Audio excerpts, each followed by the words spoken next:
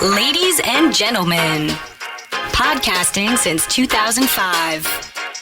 You're listening to Gamertag Radio. With your hosts, podcaster Hall of Famer Danny Pena, the always opinionated Paris Lilly, and from outside of the norm, Peter Toledo. This is Gamertag Radio.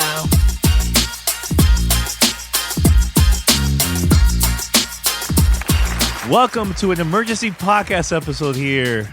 Gamertag Radio episode 1068. Originally we were going to release this on Wednesday, but a lot of things has been happening the past couple hours now. Joining me for this episode, we have Parris here, man.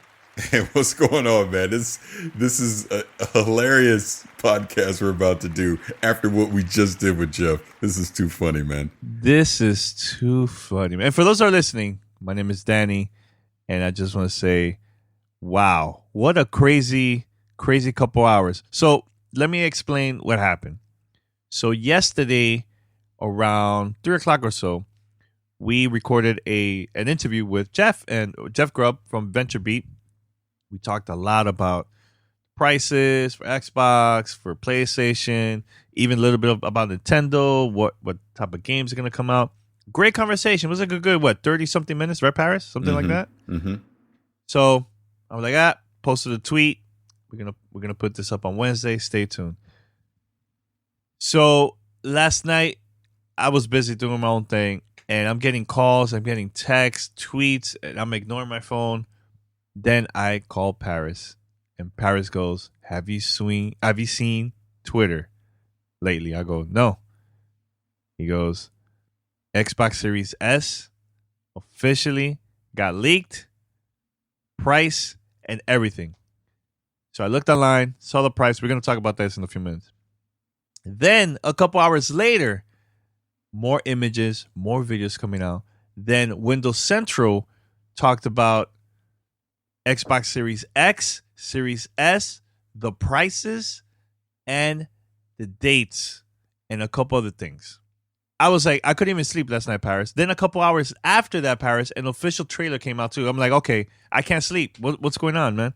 So I finally got to sleep early this morning, like around 7 a.m. So I don't know about you, but wow, lots of crazy news, man, that got leaked last night. So last night, I did some investigation.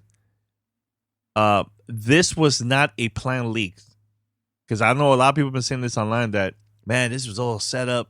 Xbox, we know it's not a planned leak. Yes, it wasn't a planned leak.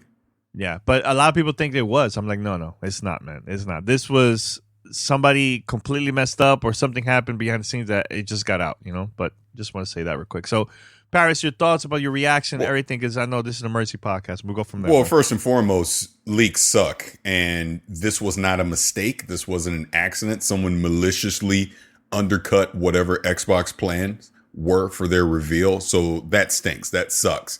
And I put it on Twitter, and I mean it when I said it. Whoever did this should update their resume, because if they're ever found out, I mean, they should lose their job in the position that they're in. That's just 100%, because you're putting other people's livelihoods at risk. There's a lot of planning. It has literally been a marketing team's job to prepare for this reveal, right?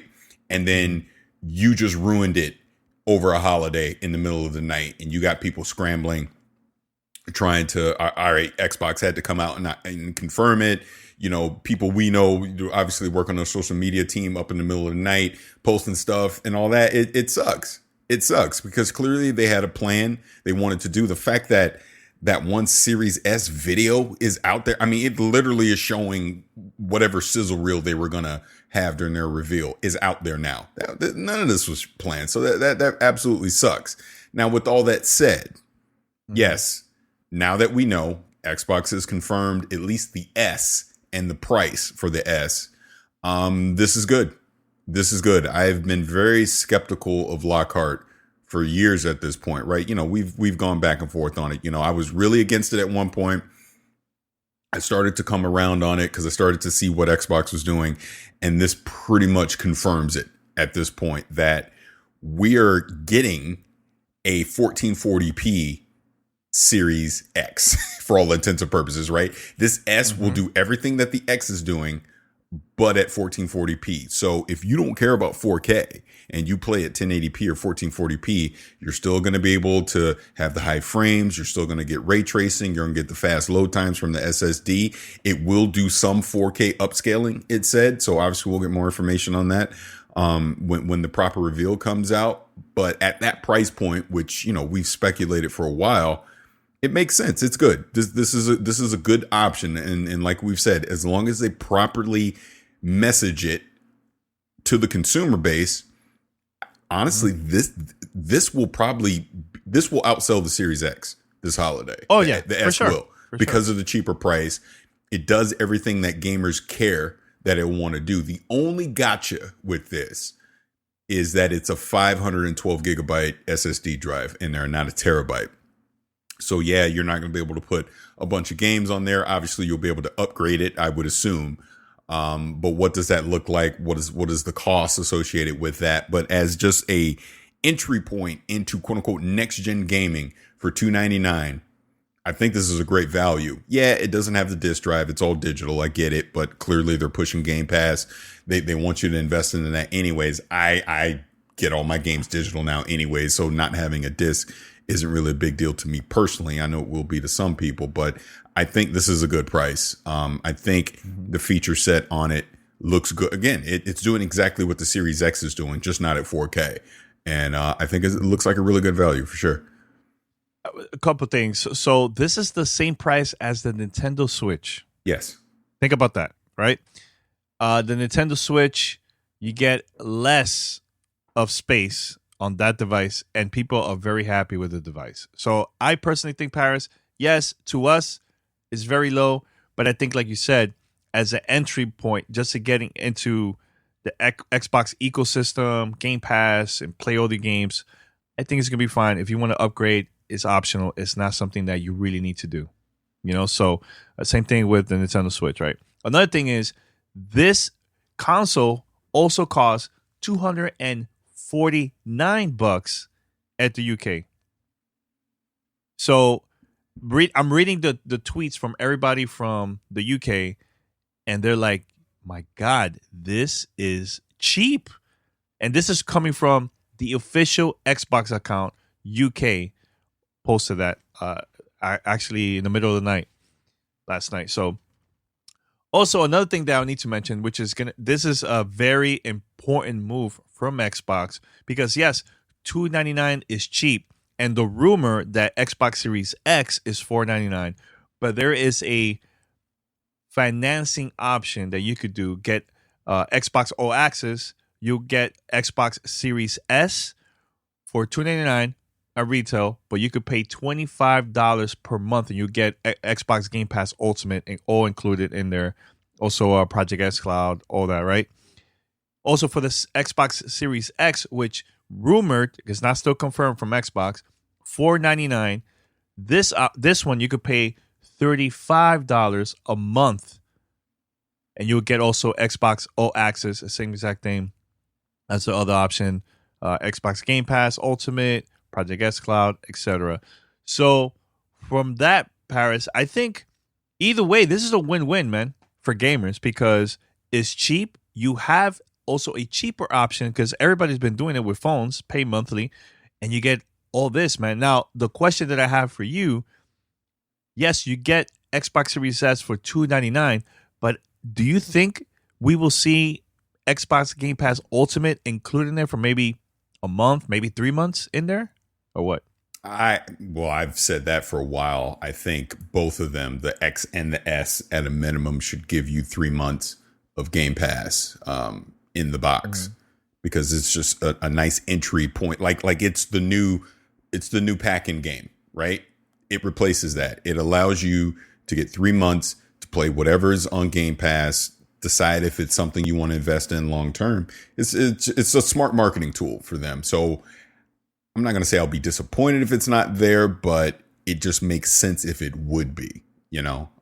Yeah. I like I said, I think even more than a month. I think it really should be like 3 months of it, but we'll see on that. It's obviously all this is speculation. We don't know, because the only thing that's been confirmed is that yes, the S exists. Yes, it's $299. Everything else is still rumor as far as the launch date on November 10th, the price of the Series X, and the rest. But this is a good value. Again, let's just assume that the Series X is $500. I think for what the Series X is going to be able to do at 4K, that is a good value for that price. The Series X is clearly worth more than $500, so they're definitely taking a loss there.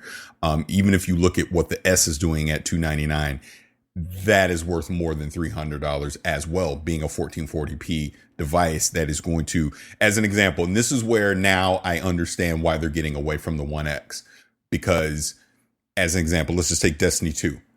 Destiny 2, even on the Series S, is going to get the next gen upgrade. So even on the Series S, I'm going to be able to play Destiny 2 at 1440p and 60 frames, right?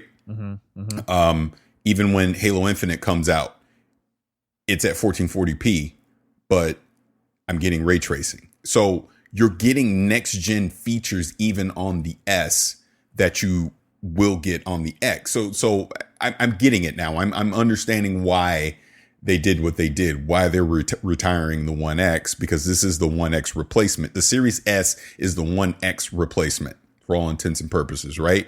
But it's able to do everything that the Series X can do as well. And it's at an affordable price to allow people to get into next gen gaming. So trust me, I totally get it now. Like I said, I was a huge skeptic of it, but it's making sense the closer we now get to launch, why they made the decision that they made, and they didn't overprice it. That's the biggest thing. They made it affordable for the average consumer gamer. So again, I always take my wife as an example. If my wife walks into Best Buy and she sees a Series X at 500, she's going to go, hell no. But she sees a Series S at 300, that's more affordable to her. Most consumers are going to look for the cheapest option. So to have this cheaper option, this is why I say it's going to outsell the Series X this holiday for sure. And obviously we'll see what PlayStation does when they announce theirs. Now, if you think about it, Parris, I have a feeling, and I was thinking about this all night. So if people start doing this financing thing, right, and get the consoles for either $299 or $499 to pay the very cheap price, after the 2 years, I could see a new version of these consoles again. Like same thing as the phones. I could see that happening, man. Of Microsoft releasing more devices in the future, upgraded or whatever, maybe at a cheaper price or something like that. You know, I can see that definitely happening after the 2 years of being part of this Xbox All Access. You know, so now I was reading on Twitter to see the reactions from people. It has been very, very positive. There's even people that are thinking about buying the PlayStation 5 and also the Series S. Yeah, why not? Why not? I think that's really cool to see. I feel like this, out of all the time this year, I know this is it's not an official, announcement from Xbox how they had planned. This was a leak, but this is the first time that I feel like this was like a win for Microsoft, in my opinion, with this. Don't you think? The first time from all these years, where every time there's like a press conference, like a digital event, there was always something off, and this is like the first time that I feel that they're doing something that is a win for them. Because I think that was one of the conversations I had with Ryan McCaffrey from IGN, that he wanted to see that from them, and I think this is the first time.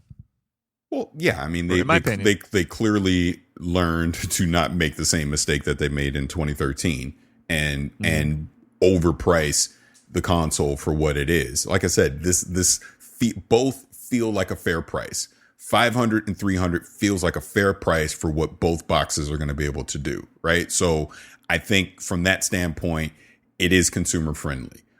You have this subscription service that you're able to put in there now with Game Pass. You have this financing option to make it even more accessible to everyone to be able to get in to these devices. Like you just mentioned. And I think most people are just normal and just love to gaming, so they don't buy into this whole console war crap.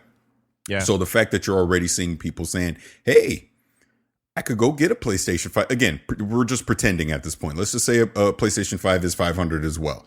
I can go get a PlayStation 5 for $500.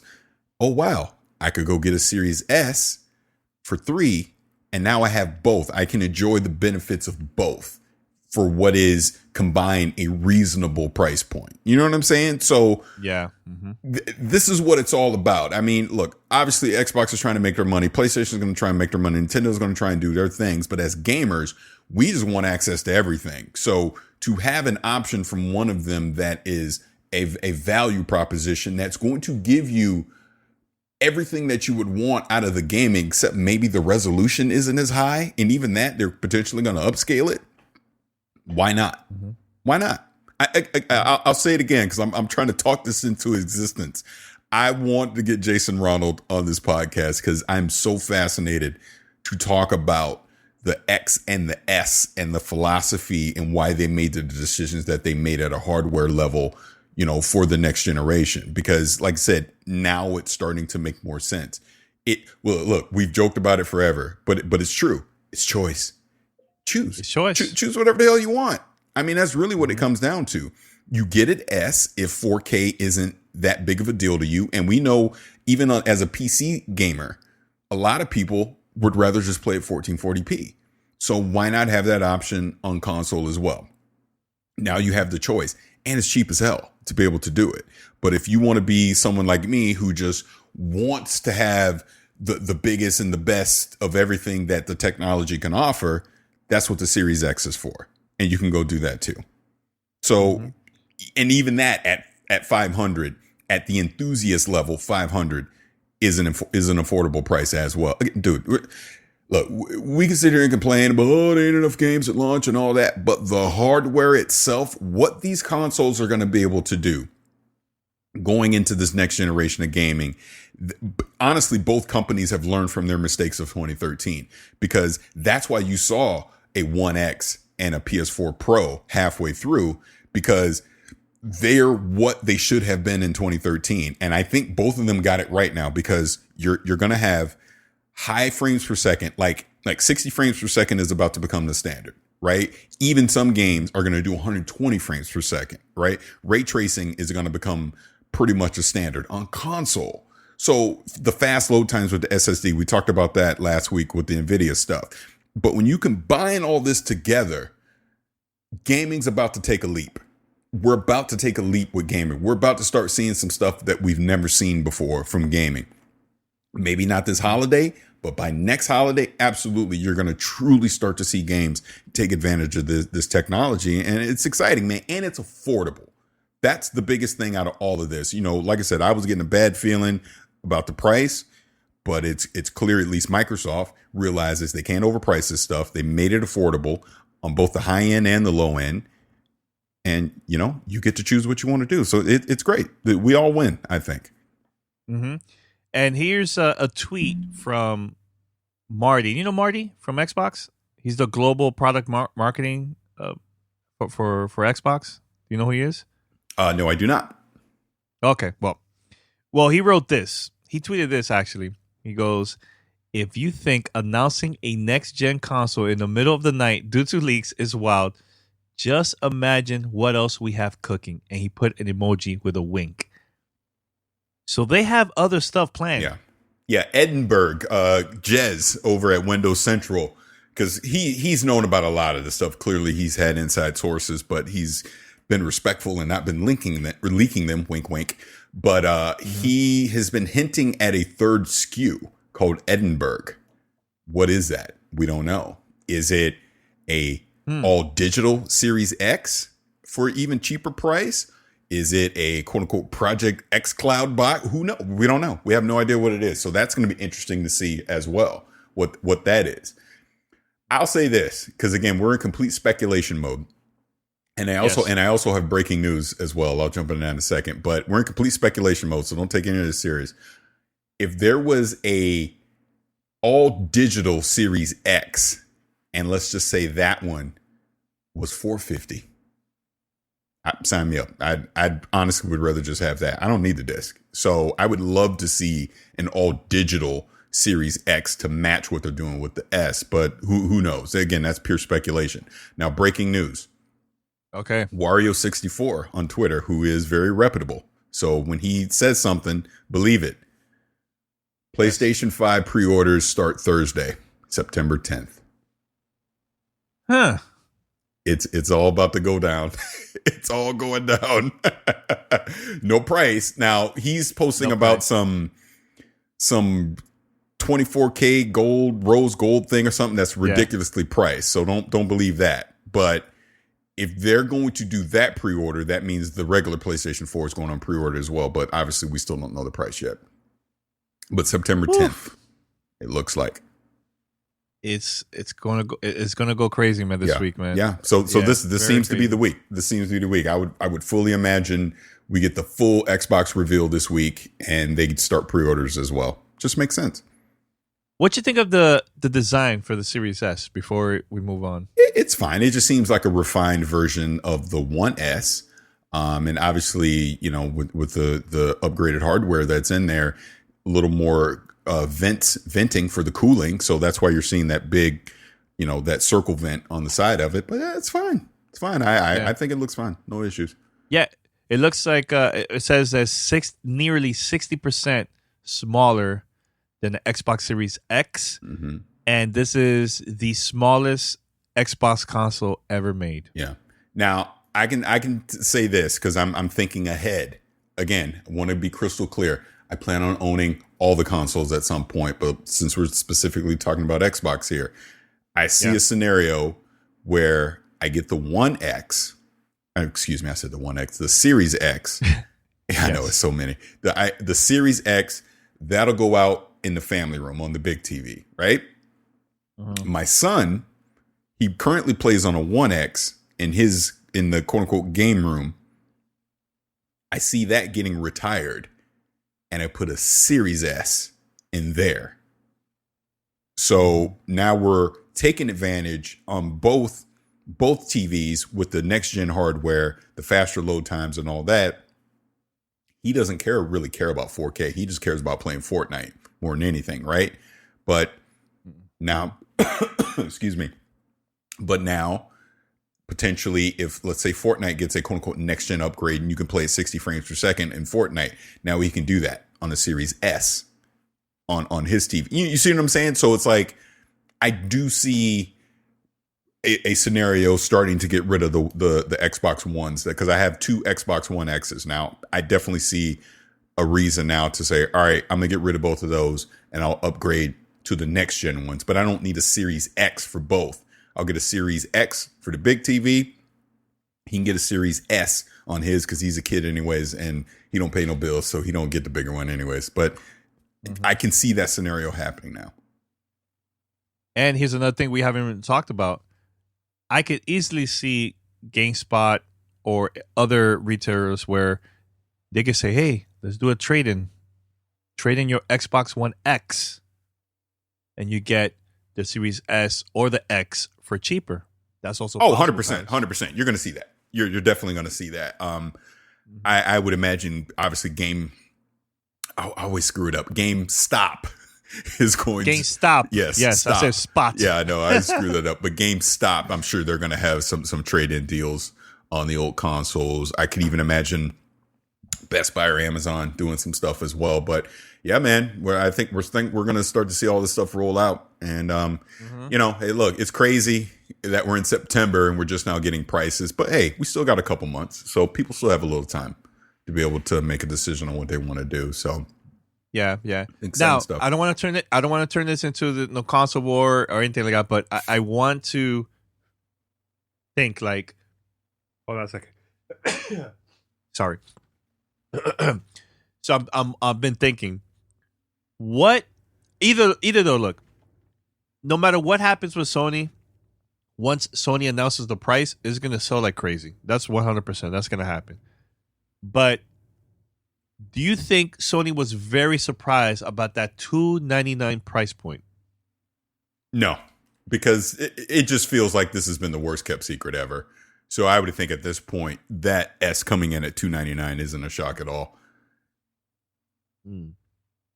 Now, what Sony should do to make this right for their price not have it too high, not have it too low, but I think good for the company because if they make it too cheap, it's going to be selling by what? They're going to lose a lot of money per console, right? At a loss.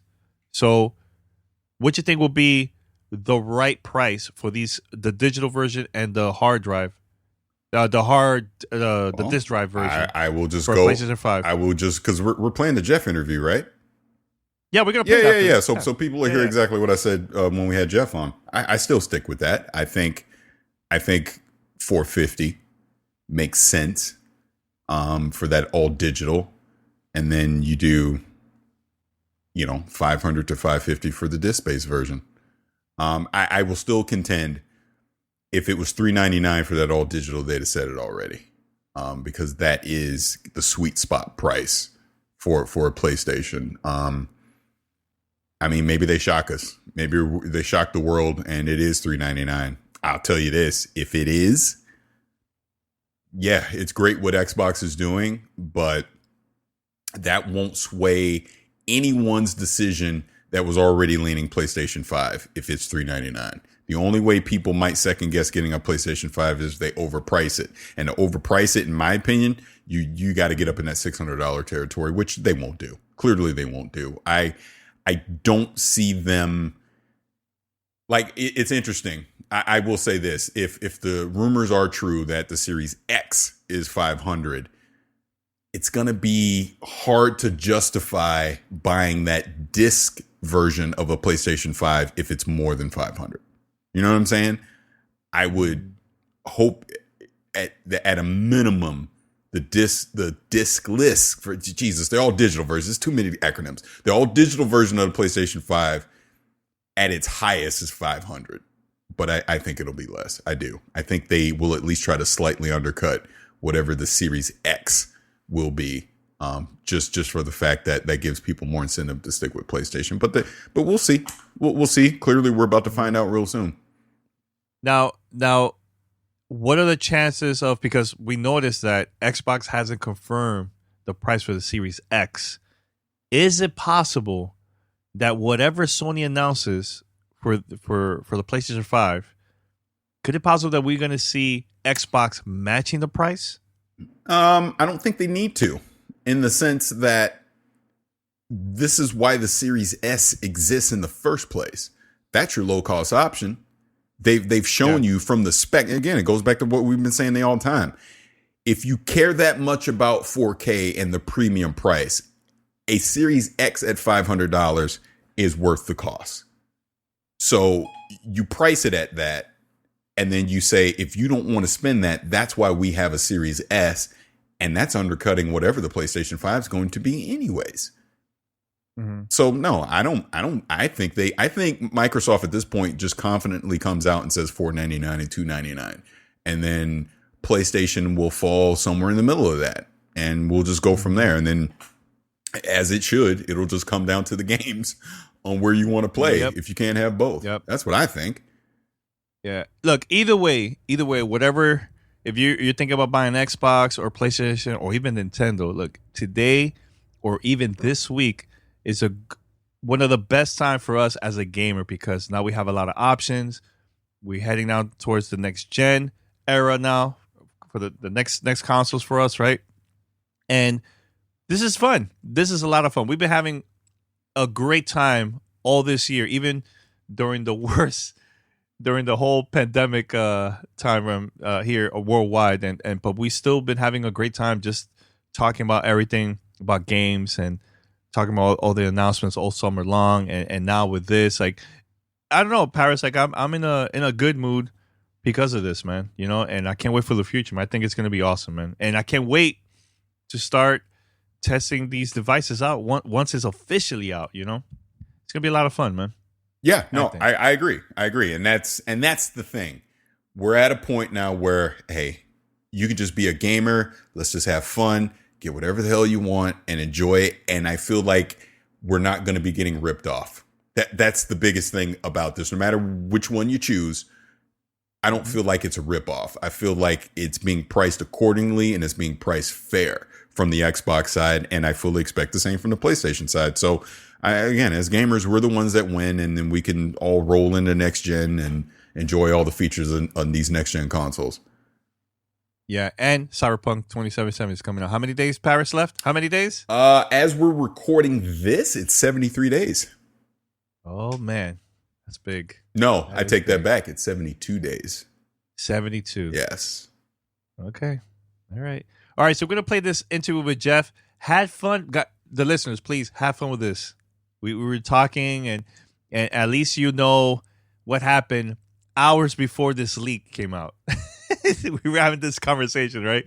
But we did talk about PlayStation there, and we talked about Nintendo also. It was a great conversation overall. And let us know what you think. So enjoy. That's it, Paris. We're good. All right.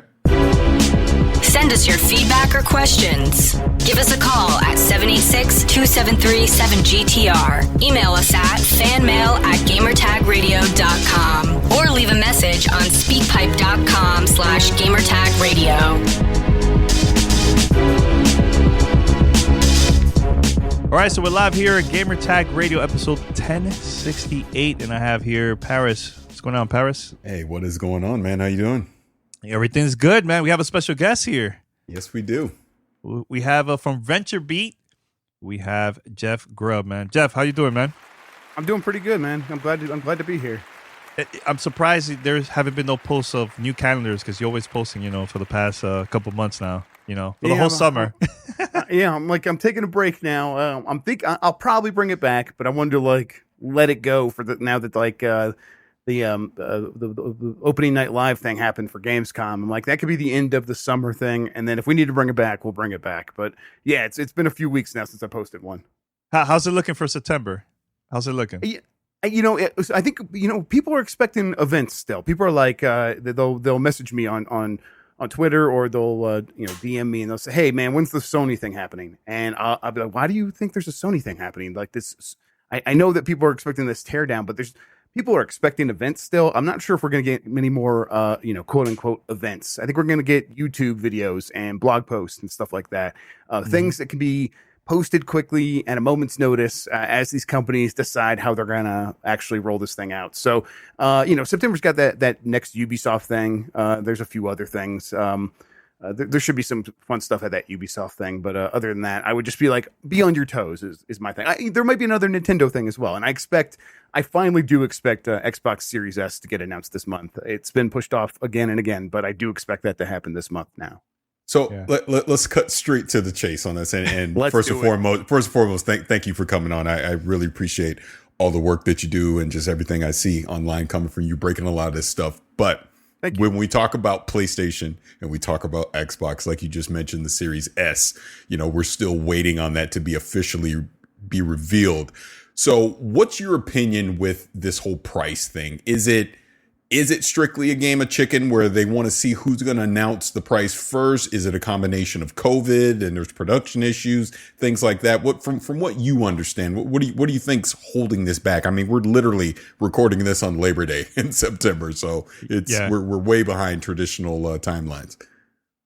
Yeah, so my take is you cannot discount COVID. You can't, but I think that there was always a strong possibility that the rollout would have looked something like this almost no matter what. And the big reason for that is just it is the one thing they can control. I say this on my podcast all the time. They can't control how much their suppliers are going to charge them. They can't control AMD's fabrication laboratories. They can't control shipping prices and the price of gas. These are all things that are going to affect how much it's going to cost them to put these things on shelves and to ship these things to consumers.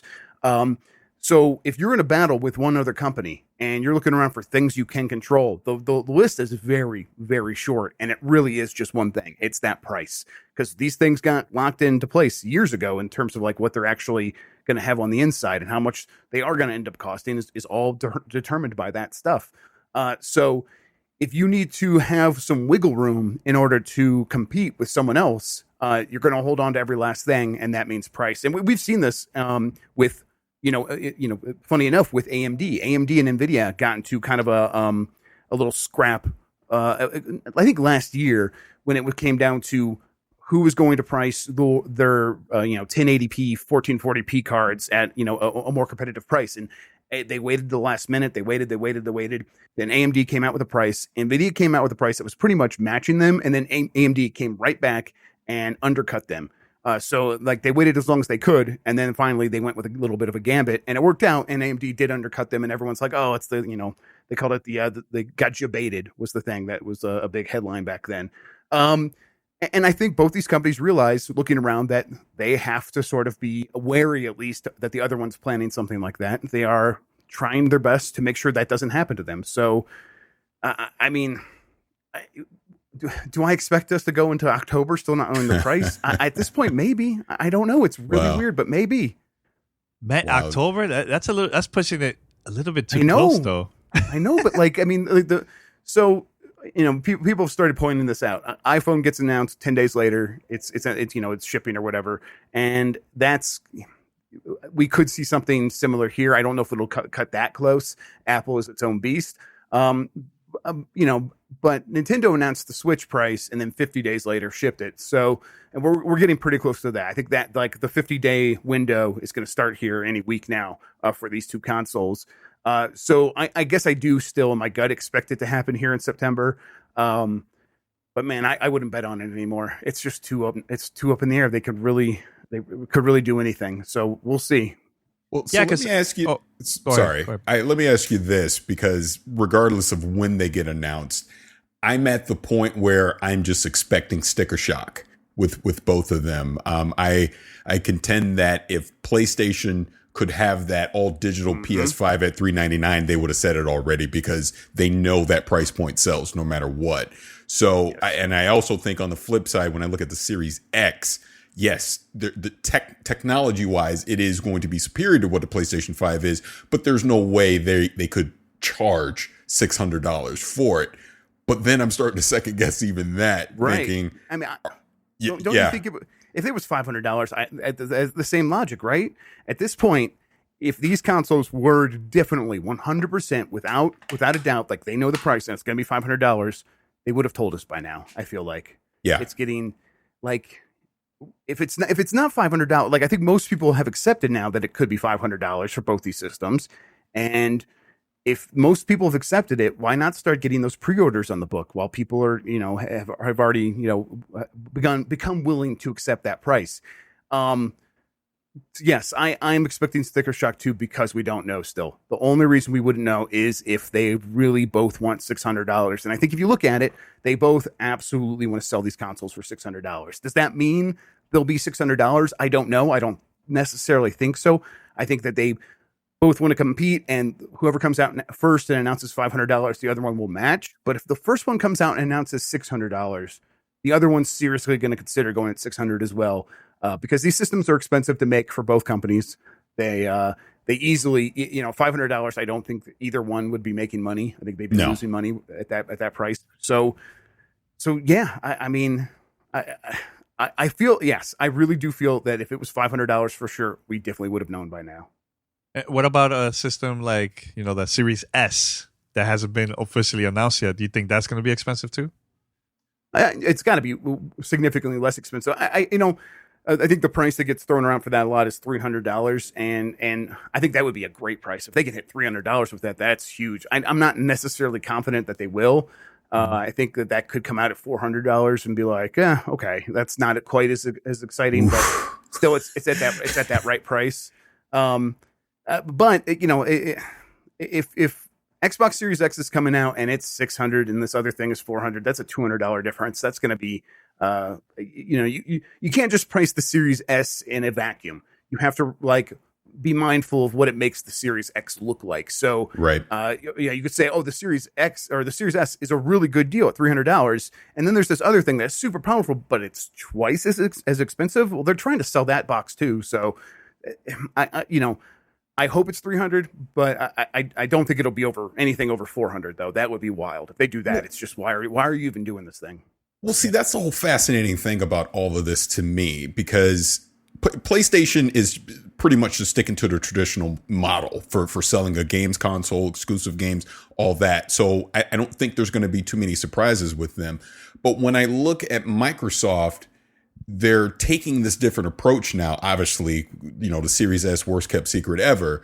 And like you're saying, how do you price it? And more importantly, how do you message what the Series S is? Because I think that's very important to go along with the X. Why would I not want to, quote unquote, get the most powerful console and settle for this one? Why does this one make more sense to me? Or are you going to specifically talk to the quote unquote 1080p gamer or the 1440p gamer and make them understand that, look, it can do everything that the Series X can do, or almost everything, but it's at this lower resolution and it's at this cost conscious price? And then you throw into and I'm curious what your thoughts is on this. It almost comes off as Microsoft cares more about you being a Game Pass subscriber more so than you actually buying any of their hardware. I was just curious your thoughts on that.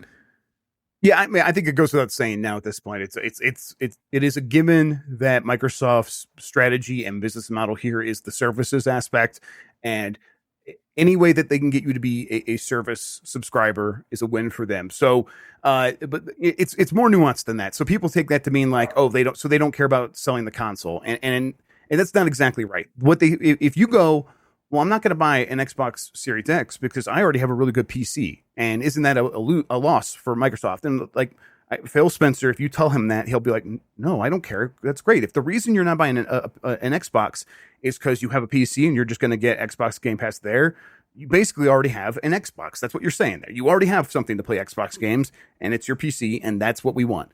But there are a lot of people who don't play PC games, and you still have to win them over, and the console is the best way to do that. And they absolutely care about selling these systems.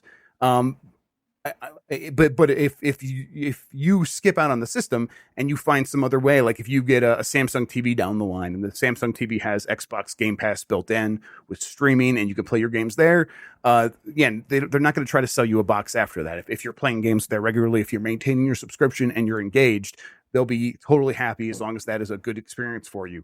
But these systems still are going to have to compete. They're still going to have to look good. They're still going to have to be competitive with Sony.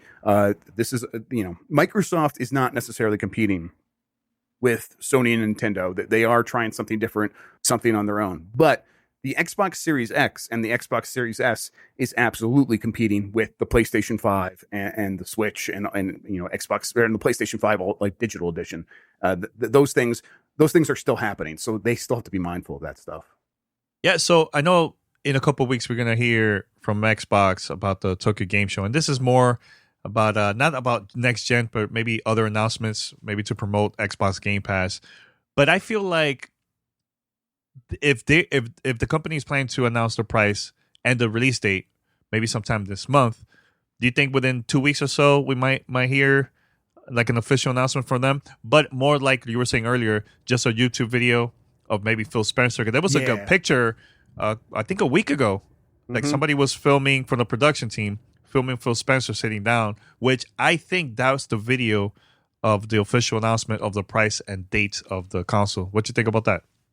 I buy that. I think that's likely. And I think within the next 2 weeks sounds plausible. It's also.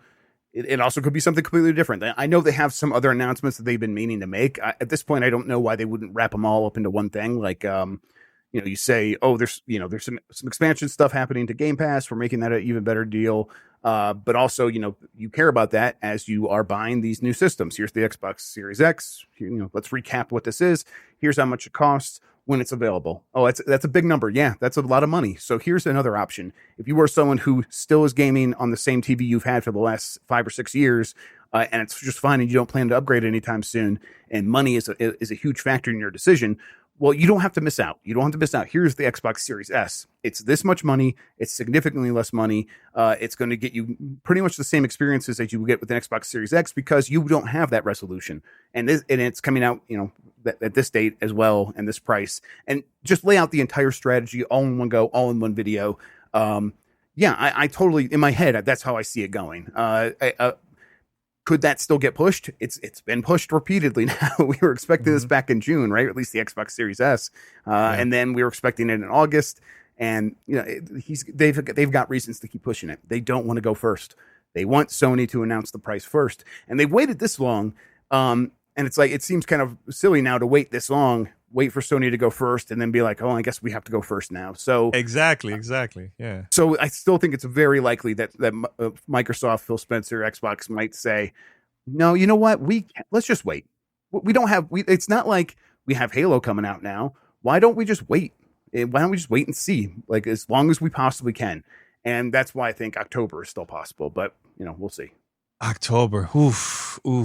I mean, why so long though? Because I feel like Xbox most likely is probably going to announce the price and release date first than Sony. I just don't see it. Sony, I agree. Sony is in a very comfortable position right now. They're in first place when it comes to like consoles and everything, right? But they don't need to.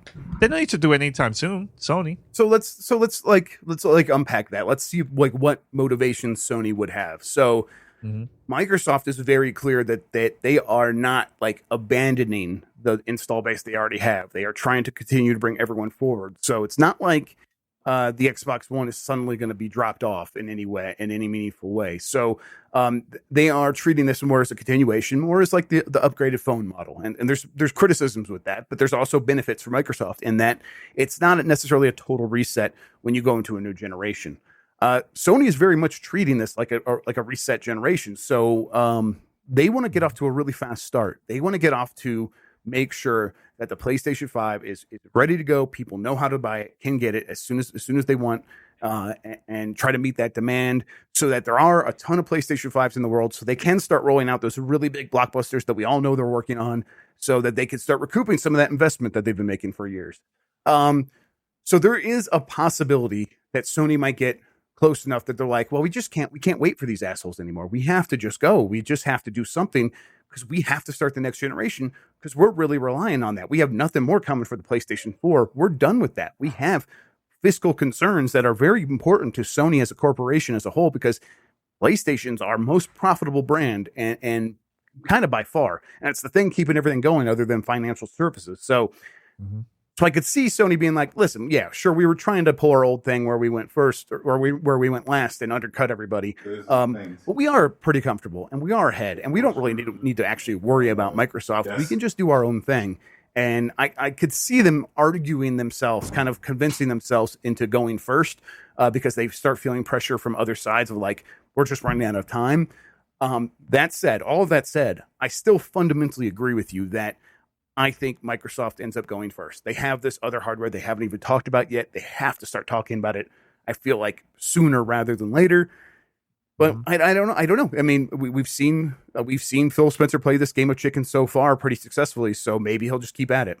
Yeah, at this point, I would just hope, be it Microsoft or PlayStation, one of them just announce what you're going to announce and just do it with confidence that we have these consoles, we have these services at this price, and we feel this is fair to our consumers. Now, if the other one comes and massively undercuts them, all right, have a conversation at that point. I guess, and I'll just throw out my pricing scenario because at this point, why the hell not? Because we're in September. But to me, I just think the Series X is $499. That to me seems fair for the technology that you're going to get. I think the Series S, like a lot of people have been speculating, is probably $299, maybe $249 if they get super aggressive with it. And I think that PlayStation All Digital is probably $450, and the one with the disc is anywhere between $500 to $550.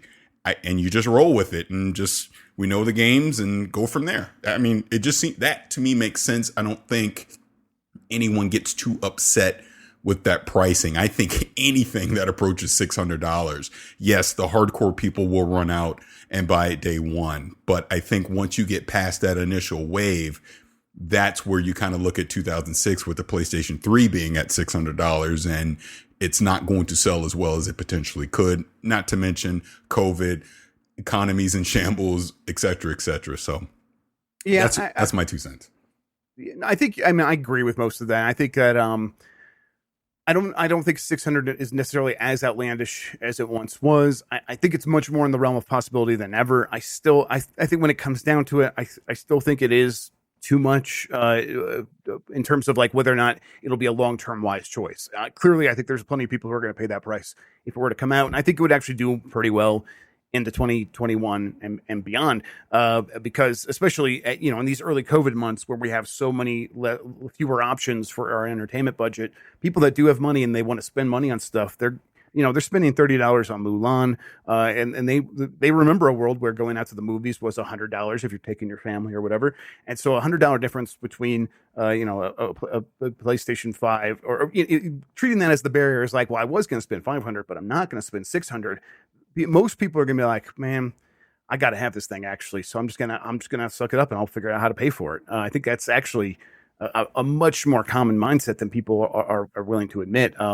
We see this with the way that peripherals have been selling over the pandemic. People want headsets, they want controllers.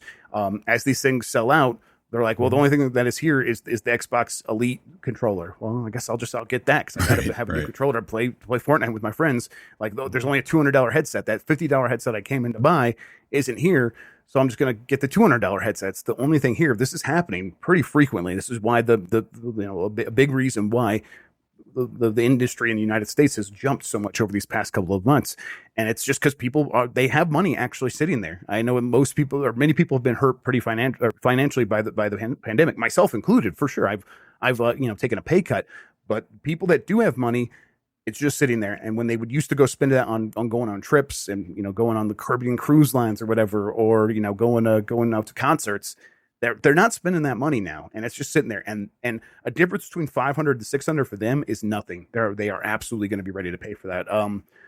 And compared to the PlayStation 3, it's just a different world. It is that was coming off the PlayStation 2. And back then, gaming was much more broad in terms of like you could bring in a family pretty early on, and they'd want to get in on it. But they didn't want to pay a huge upfront cost.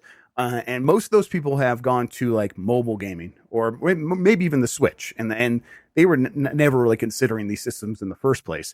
But the people that like went from PlayStation 3 to PlayStation 4, the PlayStation 3 died right away, and people just jumped on the PlayStation 4 immediately in huge numbers, even when it didn't have a ton of games, because there's this hardcore audience that is more hardcore than ever. It's pretty sizable, and it could support a $600 system pretty easily, I think. So I think this is the conversation that both Microsoft and Sony are having with themselves, trying to say, hey, man, I think we could get away with it. And I think there's people inside there saying it would be bad if we tried that. But that's the only reason why we don't know the price now, is because I think they both want to do 600. I think along the lines of what you're saying there at the end, I think PlayStation more realistically could get away with it than Microsoft at this point. And it really boils down to a games thing where PlayStation has shown you since 2013. I mean, the list of IPs just go on and on that I'm sure they've built this loyalty from the PlayStation 4 generation that's going to carry over into PlayStation 5, where I almost feel like Microsoft kind of quote unquote needs to take one for the team. Game Pass is great. I do think it's the future of the way we'll consume this stuff, but not having Halo at launch definitely hurts them.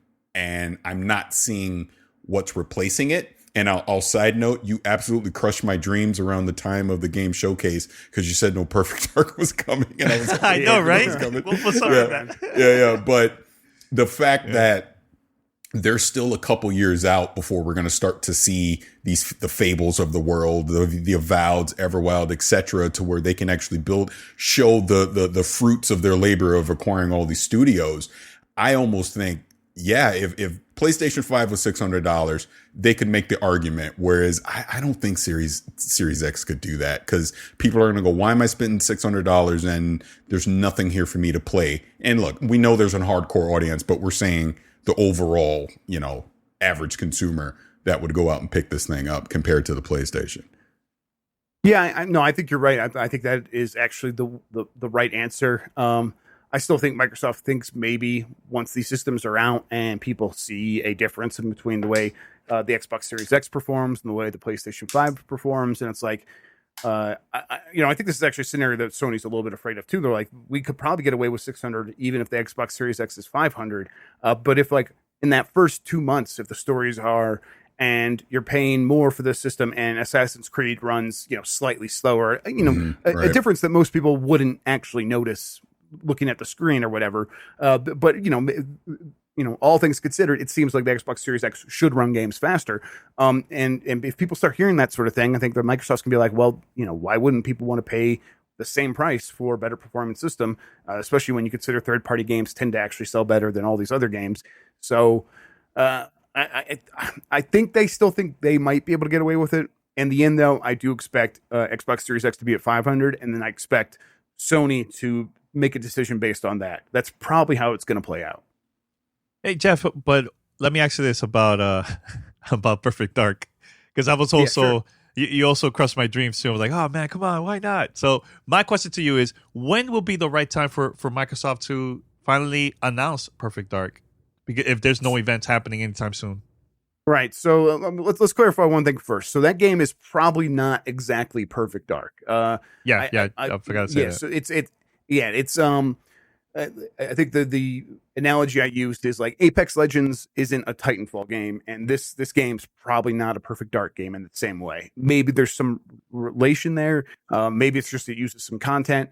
But I know that they're at least playing around with similar concepts, and maybe it'll have a more stronger link when it comes out. But the initiative game basically is what we're talking about, and it's like, when is the right time for that? It's probably E3 next year, maybe a little bit later. Actually, I don't necessarily expect it to be anytime soon, because now Microsoft has a long list of games that it's announced, that got people hyped up for, that it has to deliver. And if you kind of keep adding stuff to that pile without first launching a few of them, people get more and more skeptical, and there's less and less reason to be hyped up for what should be very hyped moments. And that game's still got to be relatively early. It's a studio created in 2018, still doing massive hiring. That's so we're 2 years on from that, a little bit more than 2 years now.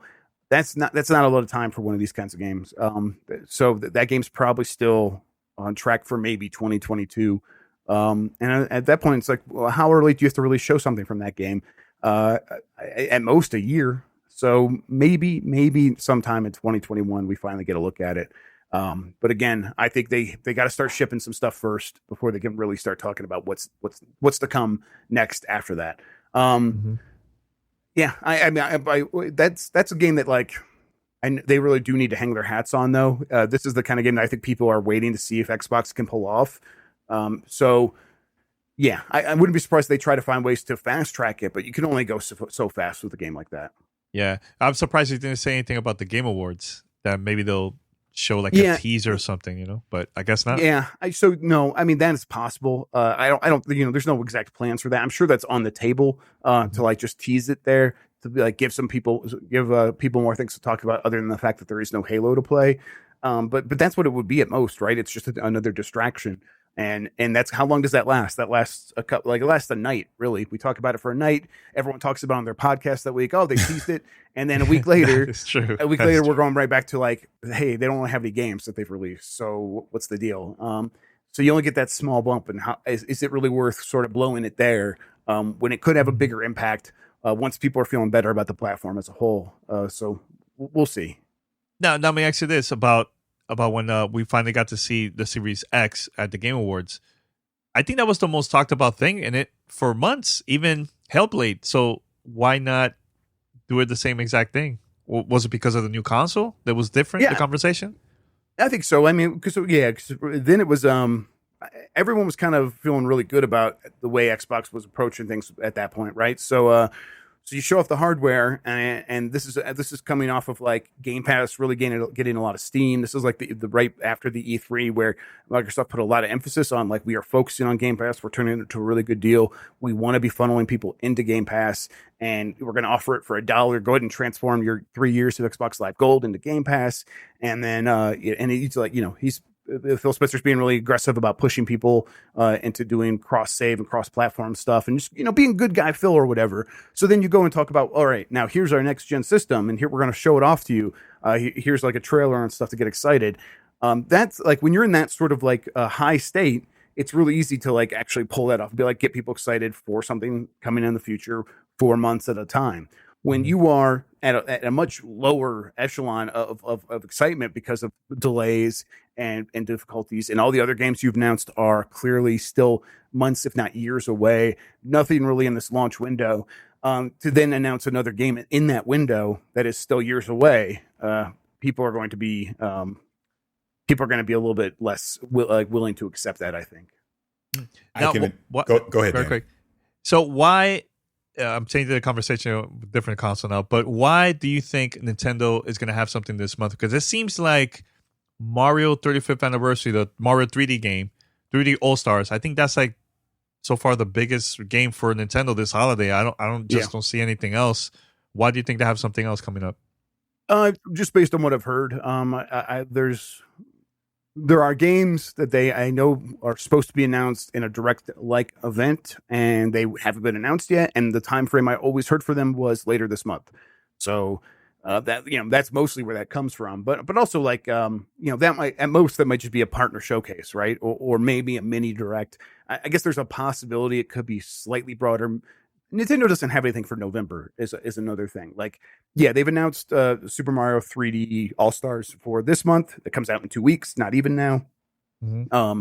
There is Pikmin 3, I think, for October, and then nothing for the rest of the year. So I think they've got a gap to fill, and I think they probably have something to put in there. Maybe it won't be anything too huge. I don't know what it could be really. But I still expect them to try to put something in November or December at the very least. So yeah, I would expect at least one more sort of direct style thing before the end of the year, and then maybe they announce their specific first party game in another tweet like they did with Pikmin and Paper Mario. Oh, okay, I can see that then. Were you going to say something, Paris? Yeah, to spin this back into Xbox for just a second. So when you look at PlayStation, like we've now seen an extended demo with Ratchet and Clank. So when I look at that, I go, okay, here's something that doesn't look like it could happen on the PlayStation 4. To me, that's my entry point into wanting to buy PlayStation 5 when Ratchet and Clank comes out. And it's, I guess, in the launch window, right? But when I go back to Xbox, and again, I'm just curious your thoughts on this. They have a problem, in my opinion, that we've still not seen a game that shows off the quote unquote power of the Series X. I'm just curious, do you think they even have enough time at this point leading up to November to truly show off what the system can do beyond saying, all right, here's an up-res Gears 5 and why is Flight Simulator not at launch as well? Things like that. I mean, I'm just curious what you think. Yeah, I think there's plenty of time. I think they'll actually use that time and have something to show off. I'm more skeptical of that, but there's a lot of time, and we've seen these things can change sort of on a dime. The conversation could just break in a moment. This is a point I've made previously, but like, if these things do come out, we were talking about if like the prices are different, the PlayStation 5 is more expensive, and games are running slightly slower, that'll be kind of actually the only thing anyone's talking about for the first couple of weeks. Even if like Ratchet and Clank and Spider-Man are come out and they're pretty good, there's a lot of people who buy these systems to play third-party games. There's a lot of people who buy them for Assassin's Creed and Madden and whatever else. And if the experience is noticeably better on Xbox, that'll get a lot of headlines. I think it probably won't be as bad as it was for like the Xbox in 2013, because the difference between running like not quite at like 4K 60 and not running quite 1080p and 30 frames per second, that's a big difference. But I still think people be like, hey, I'm paying more for the system, or I'm paying the same. And this is a PlayStation. I'm accustomed to the PlayStation at least matching or if not doing better. But between now and then, between now and the launch, if Microsoft has something and could show it, and it's impressive, people will talk about that. People will absolutely grab onto that. I don't think the conversation is lost to them in the way it was lost to them in 2013. They are still completely in this if they have something to show. It just seems like they probably don't. And it seems like we're going to launch, and they are going to try to rely on third-party games to sort of be like the reason, and the maybe improved experience of playing third-party games to sell this system. And I think all of us are probably skeptical of that because we know how important these console exclusives actually are. Do you think that Microsoft might have a digital event like Exo 20 this year, similar to the one that they had last year? That was in a totally different country, and maybe have it in part of the celebration of the launch of the new console? Do you think that's possible too? And from there, they probably will show stuff for next year, for 2021. Yeah, so I know Exo was in the cards for this year. I know it was something that they mentioned as like a possible place to show like something maybe from the initiative, maybe to tease something like that. But I think that something like that is it requires time and build up and momentum in a way that I don't necessarily know that either company wants to commit to something like that right now, where instead they could just be like much more nimble if they are making YouTube videos and Twitter posts and blog posts. So I would be surprised if Microsoft tried to commit to another thing like that. I think they're just going to try to launch this thing through the power of social media and through YouTube videos and live streams. And at most that is what they'll do. Okay. All right. Anything else, Parris? No, I mean, Jeff, thank you for coming on. Like I said, I've always been an admirer of your work, and obviously you've had some good scoops over this whole lockdown during COVID. Yes. And it's been fun. It's been fun. Because like Danny and I say, like, there's literally no rules. There's no rules to how these consoles are coming out, so nothing shocks me at this point. But I appreciate your insight. Yeah. Oh, no, thank you both for having me on. I had a lot of fun. I love talking about this stuff. It's fun to talk about it with people who know what they're talking about. So this is a really great time. Yeah. Thanks, guys. Jeff, so if anybody wants to see more calendar updates from you, where's the best place to follow you? Yeah, get me on Twitter. I'm on Twitter at Jeff Grubb. If you want to follow some of my other stuff, youtube.com/Jeffrey Grubb. I got a couple of podcasts on there. And then if you want to just get my writing, it's gamesbeat.com. I try to retweet most of the stuff that I'm posting and some of the other stuff that the guys are posting at GamesBeat. But if you want to just go right to the source, it's just gamesbeat.com. All right. Awesome, man. Thanks a lot, Jeff, for joining us, man. Absolutely. It was a lot of fun, man. Yep. Thank you. For sure. Thanks for listening to Gamertag Radio. Be sure to like us on Facebook and follow us on Twitter.